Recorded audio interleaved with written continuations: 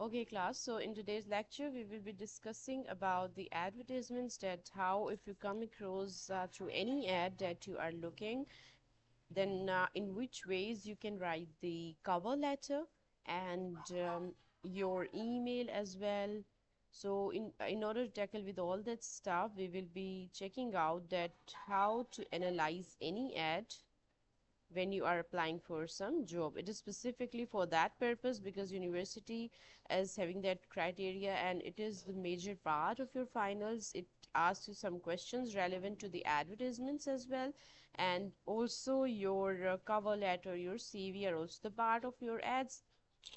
In simple words, if we talk about ads, ad is the short form of advertisement. So advertisements can be related to some other things as well, but specifically your university criteria asks us to just stick towards the job relevant advertisements, because most of the papers, your past papers which I have analyzed, they are relevant to the advertisements, relevant to the job. So keeping in mind that whatever be the part of your exam relevant to the ad will be mostly asking you the questions that how you will apply for some particular job. Okay, so keep it in mind that your basic concern will be the job advertisements.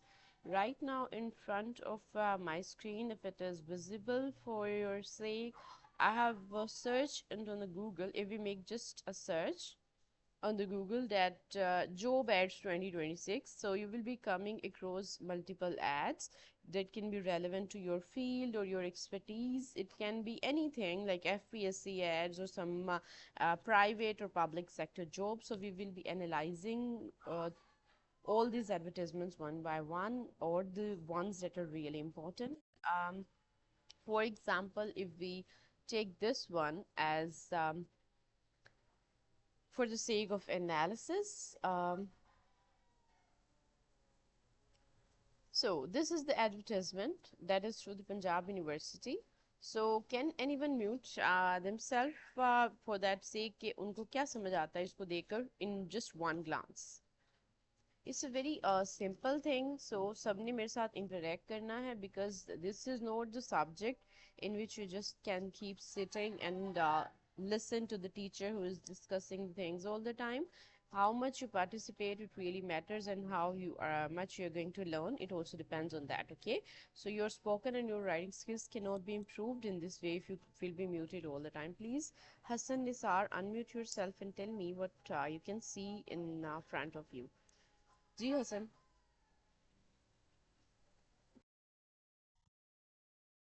Yeah, I am going to share my screen again because I was on the meeting in order to add some of the students. Anyways, Ji Hassan, this is the job advertisement in front of you. I will be scrolling it up and down. You can just analyze what kind of information is given in front of you. Ji. So firstly, what you can see in front of your screen.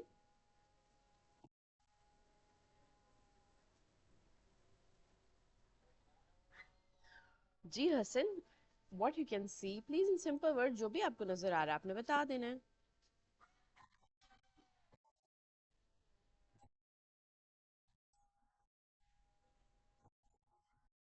बिल्कुल.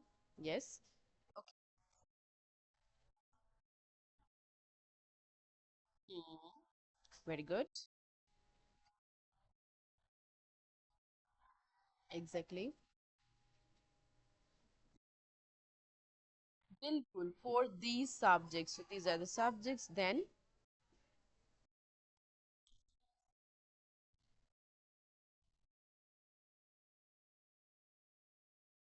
बिल्कुल.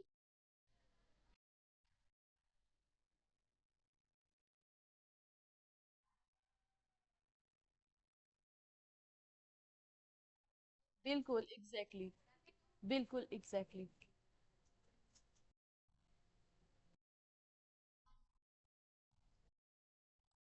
Yes. So whenever we are, and thank you so much, Hassan.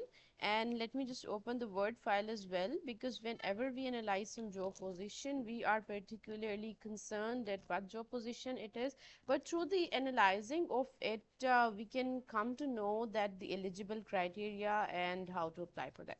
For example, when you come across any job advertisement, what you will be first considering, is it relevant to you? क्योंकि अगर वो relevant नहीं है तो आप उसको बैठकर आधा एक घंटा उसको देखते रहो बार बार, तो it is the wastage of time, right? So relevant है, then if we talk about is it, are you relevant, it means you are eligible to apply for that, ठीक है? रेलेवेंट का मतलब यही है कि you are eligible to apply for that job position. ठीक हो गया ना? अच्छा, एलिजिबिलिटी में आपको सबसे पहले पता चल जाता है कि क्या मैं एलिजिबल हूँ, क्या ये मेरी डोमेन रिलेटेड है या नहीं है, ठीक है? For example, B A student अगर कोई है तो they can't apply on that position that is reserved for the MPhil students, ठीक है? And if we talk then about the applying procedure, and one more thing, girls and boys, keep it in mind that check it out whether it is relevant to your city or not, because this is very important.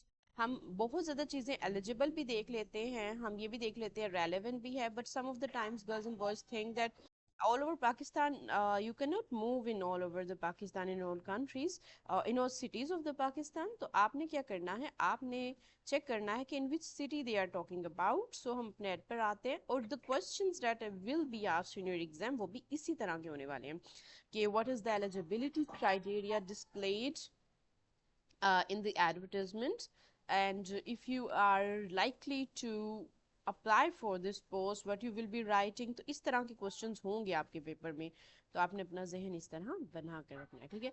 अब हम आते हैं दोबारा से job advertisement की तरफ। तो यहाँ पर हम देख लेते हैं कि हमारी जो सिटी है वो कोई इन्होंने मेंशन की है या नहीं।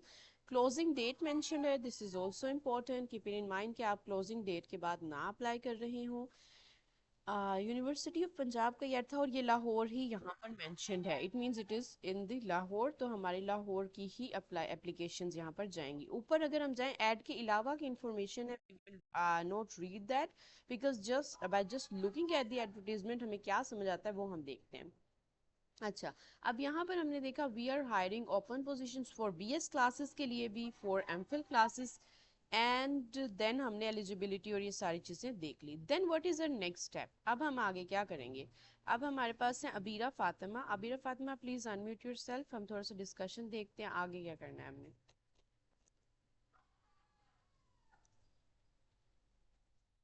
जी अबीरा।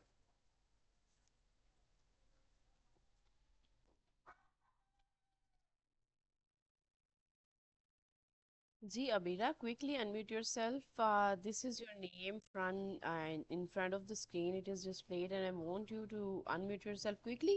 Simple से ही हम discussion कर रहे हैं, कोई इसमें बड़ी बात नहीं हो रही, तो आप simply unmute your करो.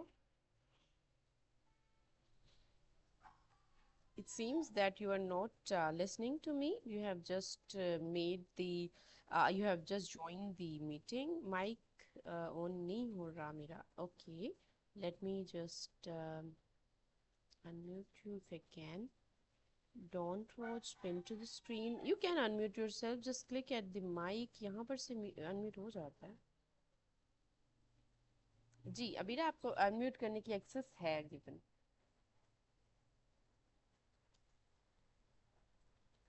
जी अबूजर अचरी, आप म्यूट करो, अनम्यूट करो अपने आप को।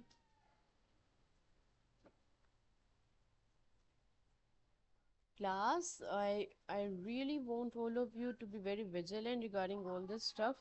The very simple thing was given to you in your mid exam, so उसमें अगर आप लोगों ने थोड़ी बहुत mistakes कर ली हैं तो make your mind that you have to prepare well, and you have to make your the skill even good if you are at the basic level, so that you can get good grades, ठीक है? And regarding the grades, I have something that you can improve. You have the chance to improve in the final exam. So, और आपके साथ presentation assignment. So it is the chance still to secure some good grades in this subject. तो quickly आप अपने आप को unmute कर लिया करो। यहाँ पर अबू जर थ्री शो हो रहे थे, अब पता नहीं कहाँ चले गए हैं। जी Abu Zar three, I think he has left the meeting. ये क्या कर रहे हो आप लोग? अच्छा जी, Aliza Ahmed, please unmute yourself quickly.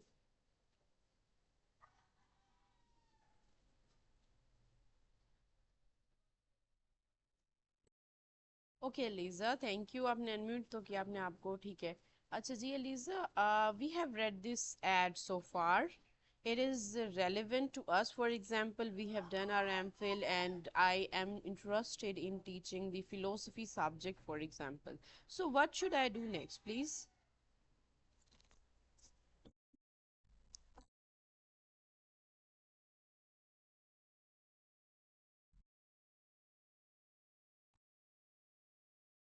Bilkul, exactly. Aliza, I'm asking from the perspective that you are the person, you are reading this ad and you are trying to apply for this job. Okay?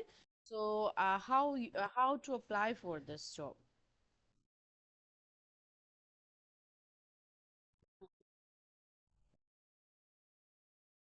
Mhm. Okay, Aliza, can you see in front of you, is there anything that is relevant to the contact? If you want, I can also zoom my screen as well so that you can see the things easily. So please have a look and tell me, is there any contact detail that is given in this set?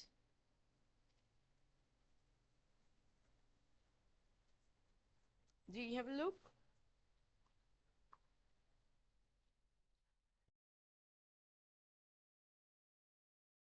Okay, is this a link?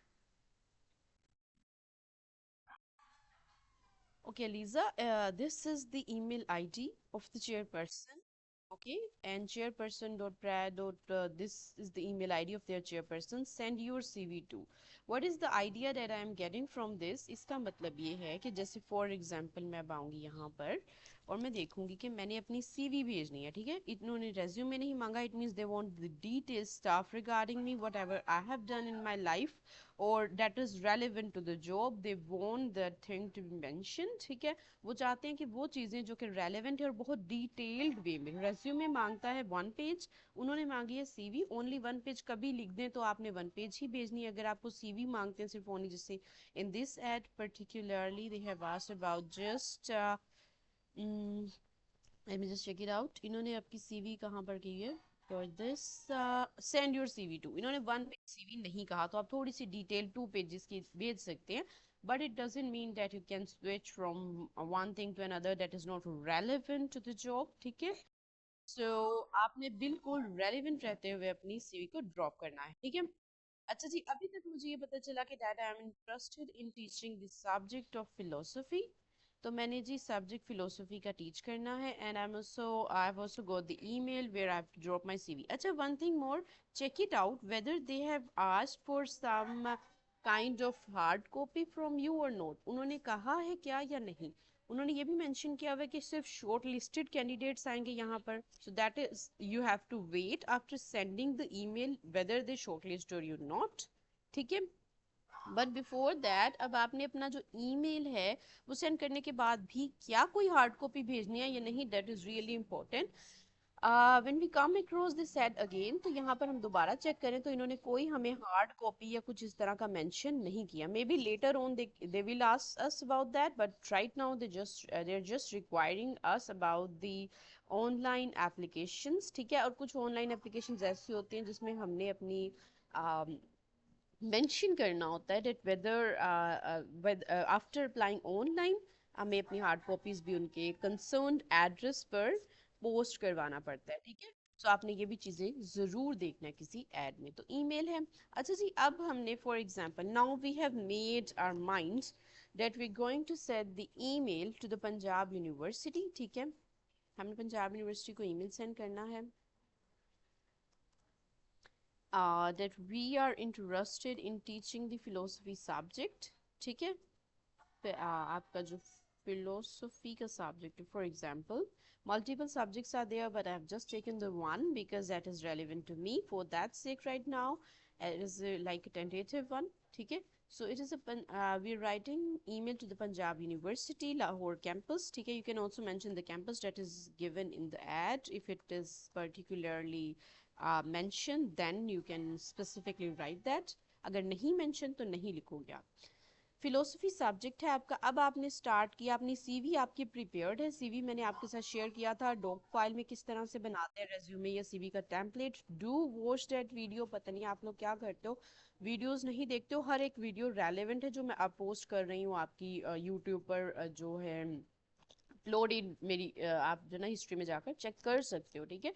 For you people, I am recording the lectures that you can watch them over and over again. If you haven't got the time, you can still have the time to watch them at any time, ठीक है। So you have a now you have for example made your CV according to that template जो कि मैंने आपसे last share किया हुआ है, ठीक है। उस वीडियो को ज़रूर देखना, उसमें ऑलरेडी रेडीमेड टेम्पलेट है, यहाँ पर भी आ जाता है बल्कि डॉक फाइल में इजीली अवेलेबल है। जाकर आपको रेडीमेड टेम्पलेट में सिर्फ अपनी इंफॉर्मेशन पुट करनी है, ठीक है। तो ये तो हो गई हमारी सीवी। अच्छा, सीवी में भी आपने कुछ चीज़ें जो रेलेवेंट नहीं है उसको रिमूव कर देने, जैसे फिलोसफी के सब्जेक्ट और टीचिंग फील्ड से रेलेवेंट जो जो चीज़ें वो हमने रखी हैं, और सीवी से बाकी चीज़ें जैसे आपकी जो है गार्डनिंग और कुकिंग, इस तरह की हॉबीज को आपने स्किप कर देना है। ऐसी हॉबीज बिल्कुल नहीं लिखनी। हॉबीज में आप रीडिंग, राइटिंग कुछ इस तरह से लिख सकते हो, ठीक है। बिल्कुल इररेलेवेंट हॉबीज आप मेंशन नहीं करते हो। सीवी का एक बेसिक पार्ट ये है। डिग्री तो आप वही लिखोगे, एक्सपीरियंस भी आप रेलेवेंट ही लिखोगे। तो स्किल्स के बारे में बहुत स्पेसिफिक होना और अपनी हॉबीज के बारे में बहुत ज़्यादा स्पेसिफिक होना है। किसके बारे में? स्किल्स और हॉबीज के बारे में। दो चीजें होती है ना, दो चीजें तो रह गई, बाकी आपकी कोर्सेज अगर हैं कोई तो आप मेंशन कर सकते हो उसमें सीवी में, नहीं है तो आप ऑब्वियसली स्किप ही करोगे उसको। तो स्किल्स आ जाती हैं और आपकी हॉबीज आ जाती हैं। तो कुछ बच्चे बहुत अजीब अजीब सी हॉबीज उठा लाते हैं in order to sound cool and good, and I don't want you to do that stuff because it is going to give the bad impression, ठीक है। तो वो बहुत बैड इंप्रेशन देता है। तो स्किल्स और हॉबीज के बारे में बहुत ज़्यादा स्पेसिफिक रहो। अच्छा जी, अब हम ये सारी चीज़ें कंसिडर करने के बाद सीवी हमारी जैसे हो गई है फॉर एग्जांपल प्रिपेयर, हम लिख रहे हैं। और cover letter, whether they have asked you about the cover letter. अच्छा, अब कवर लेटर और ईमेल का मैं थोड़ा सा आपको बता दूं। यहाँ पर अगर उन्होंने कहा है कि कवर लेटर, यहाँ पर हमें ऐड में कहीं नजर नहीं आया कि do attach the cover letter, तो हमें सिर्फ सीवी अटैच करनी। अच्छा, अब जो हमारा ईमेल है वही हमारा कवर लेटर बन जाएगा, ठीक है। कैसे? कि आप अपने ईमेल में अपनी छोटी सी जो समरी है अपनी सीवी की बनाओगे, ठीक है। देन आप अपने ईमेल में ही, अब मैं आपको ईमेल राइटिंग बताती हूँ जब आपने इस जॉब के लिए जैसे अप्लाई करना है तो ईमेल राइटिंग किस तरह की होगी। जैसे समरी है आपकी सीवी की, सबसे पहले समरी ऑफ सीवी क्या कहती है, देखो ना, सीवी को शॉर्ट किया देन उसको भी समराइज किया अपनी ईमेल में। ये दो चीजें याद रखना कि हम क्या कर रहे हैं, हम अपनी सीवी को पहले क्या कर रहे हैं जी, समराइज कर रहे हैं। ठीक है। तो ईमेल है हमारा, उसमें हम समरी प्रोवाइड करेंगे सबसे पहले अपनी सीवी की, यानी फॉर एग्जांपल आप अपना नेम मेंशन करोगे, अपना सब्जेक्ट मेंशन करोगे, और इसका जो टाइटल होगा वो क्या होगा। जैसे आपको ईमेल में, हर ईमेल में सब्जेक्ट टाइटल वो मांगते हैं, तो सब्जेक्ट में आप लिखोगे for the post you are applying for, teaching है जैसे, क्योंकि अभी हमने ऊपर की लाइंस नहीं पढ़ी, हम सिर्फ ऐड तक ही हैं। तो वैसे ज्यादातर यहाँ पर अगर हम ऊपर से भी देख लें तो ये कौन सी ऐड है हम देख लेंगे। ये है हमारी विजिटिंग फैकल्टी रिक्वायर्ड, तो ये स्प्रिंग 2026 यही हमारा बन जाएगा, क्या सब्जेक्ट बन जाएगा। कंट्रोल प्लस सी इसको करते हैं और यहाँ पर चले जाते हैं, लेकिन कुछ एडिटिंग भी करनी पड़ेगी हमें। हम ऐसे ही तो नहीं ना उसको रिक्वायर्ड लिखकर भेज देंगे। Visiting faculty applying for the post of, हम ऐसे लिख सकते हैं एप्लीकेशन, या फिर सिंपल टू अप्लाई, ठीक है, for the post, sorry for the spellings, post of visiting faculty for spring 2026, ठीक है। अब आगे आ गया डिपार्टमेंट ऑफ पब्लिक रिलेशंस, ये इनका सारा जो उन्होंने कहा हुआ था। यानी इससे पता क्या चलता है, इस छोटी छोटी चीज से, that you have read the ad and now after that you are responding. अगर आपने एड नहीं पढ़ी और आप सिंपल लिख दोगे विजिटिंग फैकल्टी, आगे सिंपली समरी, तो when whoever the person is going through this email and short listing the candidates, उस पर इंप्रेशन थोड़ा अच्छा जाता है कि हाँ इस इंसान ने सीवी को यानी इस एड को पढ़ा है, and then that person is responding to that job related ad, ठीक है। आपने ये बिल्कुल नहीं इमेज प्रोवाइड करना कि जी मैं बिल्कुल पढ़े बगैर ऐड और जल्दी जल्दी आपके पास बिल्कुल पास आ गया हूँ, ऐसा नहीं आपने जो है ना उनको इमेज अपनी प्रोवाइड करनी। तो आप छोटी से छोटी इन्फॉर्मेशन मेंशन करोगे। समरी, जैसे ये हमारा सब्जेक्ट है, सब्जेक्ट लाइन में हमने उनको साथ ही प्रोवाइड कर दिया कि what is the job position we are applying for and department कौन सा है। समरी में मैंने क्या लिखा, यानी जो बॉडी ऑफ ईमेल है, जैसे हम बॉडी ऑफ ईमेल में लिखेंगे रिस्पेक्टेड या डियर, डियर नहीं बल्कि हम रिस्पेक्टेड ही टोन को रखते हैं, रिस्पेक्टेड सर और मैडम, ठीक है। रिस्पेक्टेड सिर्फ लिख दो आप, सर और मैडम भी ना लिखो, कोई इशू नहीं होता इसका, ठीक है। अच्छा जी, आगे हम क्या करेंगे, रिस्पेक्टेड लिख लिया। अब हम कहते हैं जी कि दिस इज, जैसे हम कहते हैं कोई भी नेम रैंडमली, फॉर एग्जाम्पल सारा हियर। अच्छा, अब एआई का भी मैं आपको बताऊंगी कि एआई का और इसका क्या होता है सिस्टम। अच्छा, दिस इज सारा हेयर फॉर एग्जाम्पल, और आगे आप लिख दोगे कि I am applying for the job of visiting faculty in the subject of philosophy at the Department of Public Relations. I have this experience or that, वो आप सारा मेंशन करो। आगे I have graduated from this university आप simple लिख सकते हो, या फिर एमफिल है यहाँ की तो आपने कहना है I have done my MPhil, अपना एमफिल मेंशन करोगे, किस यूनिवर्सिटी से आपने किया वो मेंशन करोगे। देन ये आपने अपनी जॉब लिख अपना सॉरी एजुकेशन लिख दी। उसके बाद आप बताओगे अपनी एजुकेशन, वही सीवी वाला सारा फॉर्मेट आप फॉलो करोगे अपनी ईमेल में भी, ठीक है। कुछ स्टूडेंट्स कहते हैं कि हमने लिख तो दिया है वहां पे, नहीं, आपने अपनी ईमेल में दोबारा इस सारे को शॉर्ट वे में करके लिखना है। एजुकेशन, एक्सपीरियंस आ गया आपका, अगर कोई एक्सपीरियंस है तो, देन आपके कोर्सेज और कुछ वर्कशॉप्स या कुछ आपने अटेंड किया है वर्कशॉप्स का बहुत इंपॉर्टेंट इम्पैक्ट जाता है। अगर आप अभी से अटेंड करते हो वर्कशॉप्स वगैरह को, तो वो एक अच्छा इम्पैक्ट होता है that this student has participated. Workshop का मतलब होता है कि आपने पार्टिसिपेट किया किसी स्कॉलरली डिस्कशन में, ठीक है। तो आप उनको मेंशन कर सकते हो कि मैंने बहुत सारी वर्कशॉप्स की हैं। अच्छा, एक लेवल वो आता है जिसमें स्टूडेंट करवाता है फिर वर्कशॉप, ठीक है, वो अगर आपका नहीं है तो ना मेंशन करो, लेकिन अभी से आप इस काम को कर सकते हो। कोर्सेज और वर्कशॉप दो काम ऐसे हैं जो कि अभी लेवल के स्टूडेंट भी कर सकते हैं और बाद में अपनी सीवी का पार्ट बना सकते हैं, ठीक है। तो ये चीजें आपने अपने बारे में लिख ली। I am very eager to listen from you या हियर बैक, ठीक है। और उसके बाद आपने जो है ना, अच्छा ये जो सीवी थी हमने चेयरपर्सन को की है, तो हम रिस्पेक्टेड यहाँ पर चेयरपर्सन ही लिखेंगे, क्योंकि हमें ईमेल आईडी देखकर आइडिया हो गया था कि ये इनके चेयरपर्सन की ईमेल आईडी है। ऑब्वियसली हो सकता है चेयरपर्सन के पास एक्सेस ना हो, बट लिखने का मकसद यही है कि आपने टू द चेयरपर्सन लिख रहे हो, रिस्पेक्टेड चेयरपर्सन, दिस इज सारा हेयर, और सारी अपनी आपने प्रोवाइड कर the details, education, courses, workshops. अच्छा जी, अब स्टूडेंट्स ये पूछते हैं कि एआई का दौर है भाई, अब एआई का हम क्या करें। अब जब आपने ये अपनी इंफॉर्मेशन थोड़ी सी, अब देखो एआई सब तो नहीं आपको करके दे सकता, आपने ये जैसे लिख लिया मैंने ना, ये ऐसे लिखना है, एमफिल इन फिलोसफी, और जैसे आपने लिख दिया जीसी यूनिवर्सिटी, आगे लिखा जीसी, अपना सब्जेक्ट मेंशन किया, आगे लिखा जीसी, ठीक है। तो ये सारा अपनी इंफॉर्मेशन लिखने के बाद कॉपी करो, यहाँ से एआई के पास जाओ, यहाँ से चैट जीपीटी या जिस पर भी आप जा रहे हो, उसको कहो राइट प्रॉपर ईमेल, ठीक है। वो आपको प्रॉपर ईमेल जो कहते हैं ना फैंसी वर्ड्स में या सिंपल वर्ड्स में लिख कर दे दे, तो आपकी ही इंफॉर्मेशन वाली ईमेल जब लिखी जाएगी आप उसको वहां पर कॉपी पेस्ट कर सकते हो। अब इसका थोड़ा सा जो इशू आता है वो टेक्निकलिटी का आता है कि एआई भी मिस्टेक कर जाता है, कुछ ना कुछ कोई ना कोई डिटेल जो नहीं मेंशन होती, जैसे at the end you can also mention your number, आप रिगार्ड्स लिखकर अपना नंबर भी मेंशन कर दो, बहुत अच्छी बात है, ठीक है। तो आपने एआई को ये ऐसा अपनी इंफॉर्मेशन का प्रॉम्प्ट और जो जॉब है उसका सारा प्रॉम्प्ट सारा का सारा प्रोवाइड करना है, देन वो आपको ईमेल लिख कर दे सकता है। अपार्ट फ्रॉम दैट एआई भी आपकी ईमेल सही नहीं लिखेगा। तो is this clear to you guys कि ईमेल को कैसे एआई से थोड़ा लिखवाना है। मैंने करके नहीं बताया, but I have told you कि हाँ अपनी जो है बेसिक सी इंफॉर्मेशन लिखो, उसको एआई पर पुट करो और प्रॉपर सेंटेंस। यस या नो मुझे जल्दी से ड्रॉप करो या अपने अनम्यूट करके बताओ। क्लियर सो फार?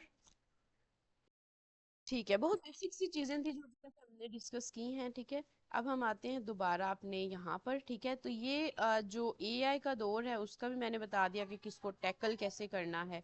अच्छा जी, ये हो गई अब हमारी यहाँ तक बात। अच्छा, आगे आ जाता है आपका कि अब आगे से उनका ईमेल आएगा एंड देन वो बताते हैं कि शॉर्ट लिस्टिंग है, टाइम है आपका इंटरव्यू का, वो सारा कम्युनिकेट कर देते हैं and then you appear for the sake of interview. तो ये इस तरह का छोटा सा एक होता है। अच्छा, अब एग्जाम्स की बात क्या है, एग्जाम्स में क्या करना है आपने, क्योंकि अब आप for for right now you are preparing for that exams, मैंने आपको दोनों बताई हैं। अच्छा, एक और बात क्लास, जो आपका है एग्जाम्स, और दूसरा जो बात थी वो मैं ज़रा थोड़ा सा बताती चलूँ। I don't know why they are not getting admitted right now.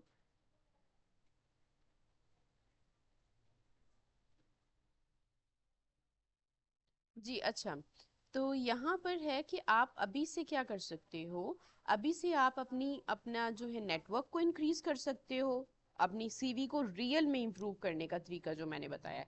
यानी अपना नेटवर्क कैसे होता है, वही वर्कशॉप्स कोर्सेज आप कितना पार्टिसिपेट कर रहे हो, उसके बाद एक लेवल थोड़ा सा 2 साल में इतना बना लो बिफोर ग्रेजुएशन के, फिर आप ऐसे कोर्सेज या वर्कशॉप्स ऑफर करो। पहले तो इंसान को खुद बैठना पड़ता है ना किसी कोर्स और वर्कशॉप में, देन वो ऑफर कर सकता है। तो अगर आप अपनी ग्रेजुएशन के टाइम तक ही ये लेवल बना लेते हो कि you are offering some workshops and courses, this is really really good for your CV, बहुत अच्छा इम्पैक्ट आपका जाएगा। ठीक है, ये तो रियल सिनेरियो था जो बताया। अब एग्जाम्स की बात बताती हूँ कि एग्जाम्स में क्या करोगे आप। एग्जाम्स में आप ये करोगे कि एग्जाम में आपको कुछ क्वेश्चंस गिवन होंगे। सबसे पहले कोई भी ऐड दे दिया जाएगा, जो मैंने लास्ट लेक्चर में भी डिस्कस किया हुआ, उसकी वीडियो लाजमी देखना। क्वेश्चंस दिए होंगे, ठीक है, कि what is the eligibility criteria, what is mention in the add, और ये सिंपल से बेसिक से क्वेश्चंस होंगे। देन आपको आपकी सीवी राइटिंग से भी वो पूछ सकते हैं, आपको कवर लेटर भी वो पूछ सकते हैं। ठीक है, तो सीवी उस टाइम आप एआई से तो नहीं लिखवा रहे होगे, खुद लिख रहे होगे। तो एक काम करो, अपनी बेसिक सी इंफॉर्मेशन लिख कर रखो, ठीक है, और उसको एक बार एआई से ना किसी भी जॉब के लिए, जैसे ये हमने डिस्कस की, लिखवा कर रख लो। ठीक है, और वर्डिंग देखो एआई की कैसी है, उसको देन अगेन, जैसे वर्डिंग अगर आपकी एआई की बहुत अच्छी थी, उसको अपने हैंड राइटिंग में अपने रजिस्टर पर लिख कर रखना है आपने। ठीक है, सेव करना है अपने रजिस्टर के ऊपर। रजिस्टर पर जब आप लिखोगे, then you will come to know कि what is the difference between my writing and how AI has provided that particular CV format और ईमेल फॉर्मेट या फिर कवर लेटर फॉर्मेट, दोनों आपके सामने आ जाएंगे। क्योंकि स्टूडेंट्स क्या करते हैं, मैं ये नहीं कहूंगी कि स्टूडेंट खुद ही लिखना शुरू कर दे या सिर्फ एआई से लिखवाए। आप दोनों का कंपैरिजन, कहते हैं ना मिरर सामने आ जाना, आपके सामने मिरर आएगा कि ये मैंने लिखा था, ये एआई ने लिखा। और एग्जाम में फिर आप क्या करोगे, दोनों यानी एआई वाला उसको अपनी वर्डिंग में करके अच्छे से मुझे प्रोवाइड करोगे। तो सेंटेंस स्ट्रक्चर्स थोड़े से इंप्रूव करने के लिए आप ये प्रैक्टिस कर सकते हो कि आपको अगर ईमेल या कुछ राइटिंग पेपर में आ जाए तो आप इस तरह लिख सको। अच्छा, यहाँ तक अब मुझे बताओ कि ये क्लियर हुई है सब चीजें जो हमने अभी तक डिस्कस की हैं। अभी भी कोई क्वेश्चन है तो आप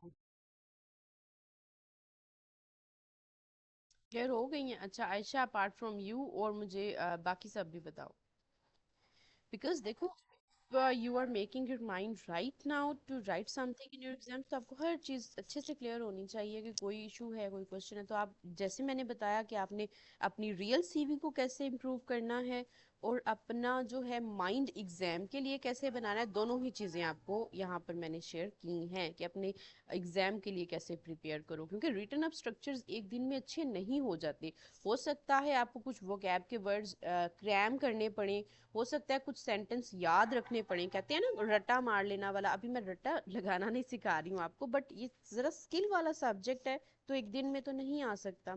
आपको खुद से लिखकर दोबारा उसको एआई पर डालकर दोबारा उसको फिर से चेक करके, मुझे भी बल्कि चेक करवाओ, अभी तक किसी ने कोई हैंड राइटिंग कुछ भी नहीं, खैर यूनिवर्सिटी भी ओपन होती है, then you can also do that as well, but अभी से प्रैक्टिस तो करो ना, कुछ लिखोगे तो मुझे दिखाओगे ना, तो ताकि मुझे पता चले कि at which level you are writing the things और इसको इम्प्रूव कैसे करना है। ठीक है, तो यहाँ तक हमने देखा एक ऐड को, अब हम एक आध और ऐड को देख लेते हैं कि और किस तरह की एड्स हो सकती हैं हमारे पास।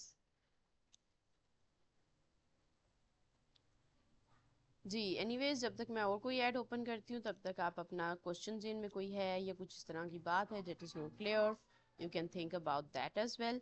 अब हम और कोई देख देते हैं। हबीब बैंक है, ये आपसे रेलेवेंट तो इतना नहीं है फील्ड से, और कोई अगर रेलेवेंट हमें मिल जाए, मिनिस्ट्री ऑफ डिफेंस, जैसे इसमें तो बहुत सारे स्टूडेंट्स करते भी हैं apply, because some of the degrees are really relevant. तो हम इसको ज़रा देख लेते हैं कि ये क्या। अच्छा, जो हमारी पोस्ट होती हैं private, that require you to send some email, but the post that are the public sector jobs, वो हमें फॉर्म्स कुछ ऑनलाइन प्रोवाइड करते हैं जिसमें डाटा को इंसर्ट कर देते हैं।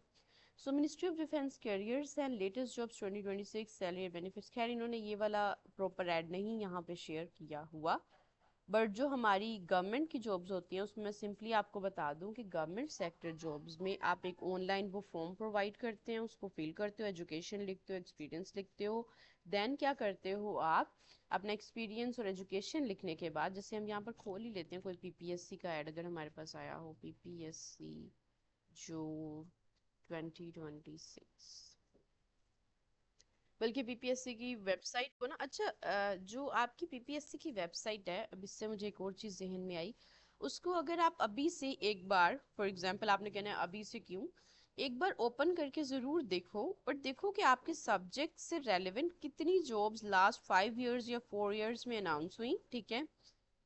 देन ये पब्लिक सेक्टर है ना, तो आपको आइडिया हो जाएगा कि आईआर से रेलिवेंट, जैसे हम यहाँ पर लिख लेते हैं कोई इंटरनेशनल रिलेशन वाली अगर कोई जॉब होगी यहाँ पर, हो सकता है कि यहाँ से इसमें सर्च करने से आ जाए सब्जेक्ट रेलिवेंट। अच्छा जी, तो आपको पता चल जाएगा एडवर्टीजमेंट्स रीड करके कि क्या आ सकता है इंटरनेशनल रिलेशंस के सब्जेक्ट में, क्या अभी तक कोई जॉब अनाउंस हुई है या नहीं हुई है। अच्छा, ये इन्होंने सब्जेक्ट वाइज नहीं किया होता, पोस्ट वाइज किया होता, डेट इज वाई हमारी सर्च में भी खैर कुछ नहीं आया। तो सब्जेक्ट वाइज आपको जब आप एक जॉब ऐड खोल के देखोगे ना, कोई भी, जैसे हम यहाँ पर खोल लेते हैं डिस्ट्रिक्ट ऑफिसर का, तो आपको वहां पर उसके एलिजिबिलिटी क्राइटेरिया को देखकर आइडिया हो जाएगा कि मेरे अंदर क्या क्या चीजें होनी चाहिए कि मैं एलिजिबल हो जाऊं इस पोस्ट के लिए अप्लाई करने के लिए। ज्यादातर जो पीपीएससी एड्स हैं वो बैचलर्स मांगती हैं इन रेलिवेंट सब्जेक्ट्स, ठीक है, आपका रेलिवेंट सब्जेक्ट में बैचलर और दैट इज इट, और वो कुछ रिक्वायर ही नहीं करते। जो प्राइवेट हैं वो ज्यादा चीजें मांग रहे होते हैं कि आपने क्या क्या किया हुआ है, वर्कशॉप्स और सेमिनार्स और कोर्सेज, तो ये चीजें प्राइवेट सेक्टर ज्यादा डिमांड करती है। But in the interview of the public sector वो ये चीज़ें भी कंसिडर करते हैं, इंटरव्यू में इंपॉर्टेंट होती है, रिटन टेस्ट में इसका कोई इतना रोल नहीं होता है। अच्छा जी, यहाँ पर हम आ जाते हैं, इनका एलिजिबिलिटी क्राइटेरिया क्या मेंशन किया इन्होंने, anywhere in Punjab, bachelors from a recognised university has valid registration in Pakistan, architects and town planners, यानी ये टाउन प्लानर्स से रेलिवेंट है। For example click here to view the qualification sets, आप क्वालिफिकेशन सेट्स यहाँ से देख लो कि क्या क्वालिफिकेशन सेट्स हैं, मेट्रिकुलेशन, बैचलर और इंटर, खैर यही है इसके लिए। अच्छा,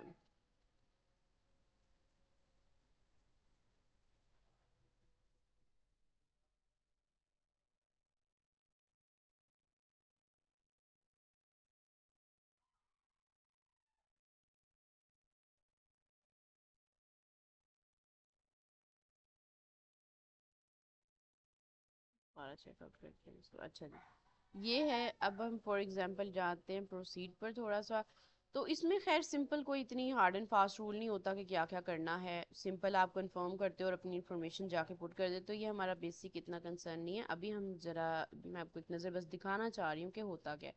आप सीएनआईसी प्रोवाइड करते हो, अपनी डैशेस वगैरह प्रोसीड कर लेते हो, बात खत्म, ये इतना हमारे से रेलिवेंट नहीं है क्योंकि after the graduation you will be applying for that. तो थोड़ा सा आपको पता हो कि एड्स को थोड़ा देखना कैसे है, पीपीएससी की एड से अप टू डेट रहना है, आपने देखना है कि कोई डिमांड है सब्जेक्ट की पब्लिक सेक्टर में या किस पोजीशन पर आ रही है। पीपीएससी के कुछ स्टूडेंट्स अभी से प्रिपेयर कर रहे होते हैं, खैर एनीवेज उसको छोड़ें। अभी हमारा जो बेसिक कंसर्न है वो है कि आप अपनी जो है पब्लिक या प्राइवेट के लिए अगर वो रिक्वायर कर लें तो अपनी सीवी कैसे डिज़ाइन करते हो, अपना ईमेल कैसे लिखते हो आप, ठीक है, ईमेल कैसे लिखते हो और अपना कवर लेटर कैसे डिज़ाइन कर लेते हो। और वो सिचुएशन भी मैंने आपको बता दी है कि जिसमें सीवी और कवर लेटर और ईमेल सेम हो जाती हैं। अगर आप कवर लेटर ड्रॉप कर रहे हो फिर भी कभी भी किसी ऑर्गेनाइजेशन को आप ये लिखकर नहीं भेजते हो कि जी, जैसे दिस इज सारा हेयर, ठीक है, and I have attached my CV and my cover letter in this email, बात खत्म, और ईमेल सेंड कर दी। ऐसा कभी भी नहीं करना आपने, प्रोफेशनल वे में अपना proper email summary of CV drop करनी है, कवर लेटर भी ऑलमोस्ट वही होता है कि आप समरी ऑफ सीवी बताते हो, साथ आप कहते हो कि why you interested in that particular job position, ठीक है। तो वो आप सिंपली बता देते हो कि ये मेरा कवर लेटर है, sorry I have attach my cover letter and my email, sorry CV in my email, ठीक है। और आप ईमेल को समरी सीवी और कवर लेटर को समराइज करके ईमेल में बताते हो। तो कभी भी अपनी ईमेल को फॉर ग्रांटेड ना लेना। This is the first part, that is that the that the person who is receiving that email वो देखेगा सबसे पहले कि ईमेल भेजने का तरीका क्या है इंसान का, ठीक है। तो ये चीज़ें आप सब चीज़ें कंसीडर करके रखना, और एग्जाम में भी आपने थोड़ी सी इसकी जो है ना प्रेपरेशन रिटन ऑफ स्ट्रक्चर्स की करनी है। तो ये बेसिक सी थिंग्स थी। नेक्स्ट हमारे लेक्चर में हम डिस्कस करेंगे अपनी ऐसे राइटिंग को, कि ऐसे राइटिंग कैसे करते हैं। उसका मैं एक वीडियो कोशिश करूंगी कि पहले से ही प्रिपेयर करके अपलोड कर दूं, और हम डिस्कशन पर आए ऐसे राइटिंग की, ठीक है।